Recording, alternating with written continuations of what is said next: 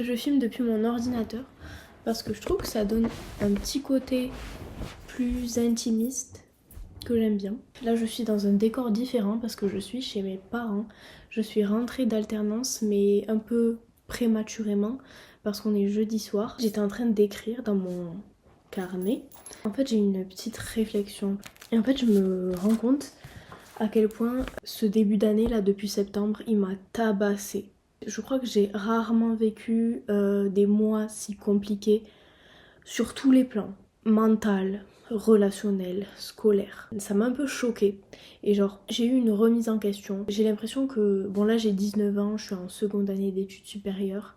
Et avant septembre, je m'étais jamais vraiment projetée à l'avenir. C'est-à-dire que j'étais comme un pilote automatique, genre. J'avais jamais de réelle réflexion sur le sens des choses, sur le sens de mes actes. Sauf qu'en septembre, je me suis pris une petite claque dans la gueule. Je me suis rendu compte que en fait j'étais seule face à moi-même. J'ai remis en question mes études. Est-ce que c'est vraiment ce que t'aimes faire? Tu te vois comment? Est-ce que t'es à l'aise dans ce que tu fais aujourd'hui? Plein de questions que j'ai recensées dans un ancien carnet. Parce que lui, ce carnet-là, je l'ai commencé en décembre. Mais avant tout ça, les prémices de ces réflexions, elles sont dans ce carnet-là. Celui de 2024, je crois, 2025. Donc ça fait, je dirais, depuis septembre que je travaille énormément sur moi et que mon journal, mon carnet, c'est mon échappatoire parce que je pèterais un plomb en fait si j'écrivais pas tout ça dans un carnet. Si vous voulez un remède à tout ça, je vous conseille des pages et un stylo et vous écrivez, vous écrivez, vous écrivez. À la fin, vous arriverez peut-être à vous comprendre un peu mieux, même si je vous promets rien.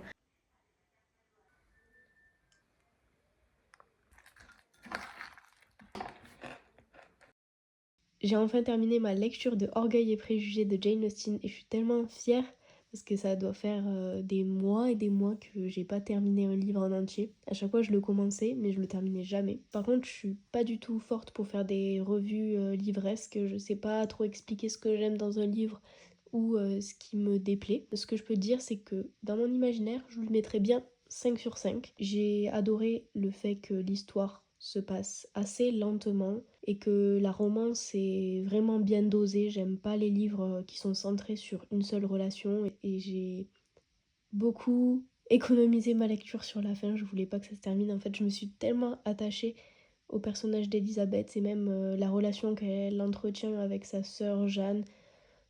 J'ai surkiffé. Et sur cette même lancée, je me dis pourquoi pas lire cet autre livre de Jane Austen. Mais je n'aime pas les livres grand format parce que je peux pas le prendre dans mon sac. Et ma pochette, en fait, elle ne sert à rien quoi parce que je peux pas rentrer le livre à l'intérieur. Je suis dégoûtée.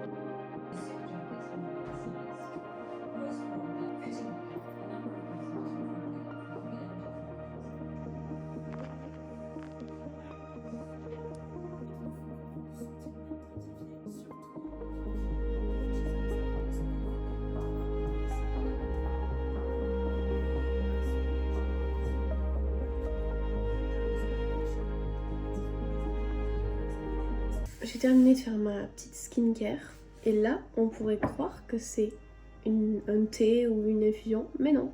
En fait j'adore faire ça en ce moment. En gros je mets un petit skir et par-dessus je mets du muesli ou de l'avoine avec plein de trucs. C'est vraiment un truc réconfortant. Vous voyez, là j'étais en train de réviser. La preuve est ici. Sauf que moi c'est un gros micmac dans ma tête quand je révise. Je me trouve 300 000 activités. Genre il y a 300 000 activités qui me passent par la tête, qui m'appellent et qui me disent Candice, tiens ça fait longtemps que t'as pas fait ça. Tiens tu devrais peut-être écrire dans ton journal. Et comme je suis très faible d'esprit, je le fais directement. j'arrête mes révisions, je prends mon carnet et j'écris. C'est dans ces moments-là que j'ai mes plus grosses réflexions. Enfin, vous voyez, je suis tellement faible d'esprit que la semaine dernière, j'ai téléchargé TikTok. Parce que vu que je suis rentrée d'alternance le jeudi, je me suis dit, oh cool, bah, j'ai quelques jours où je fais rien, quelques jours chill. Du coup, je vais télécharger TikTok et ça aura pas d'influence sur les jours à venir. Ça va, je vais pas retomber dans l'addiction.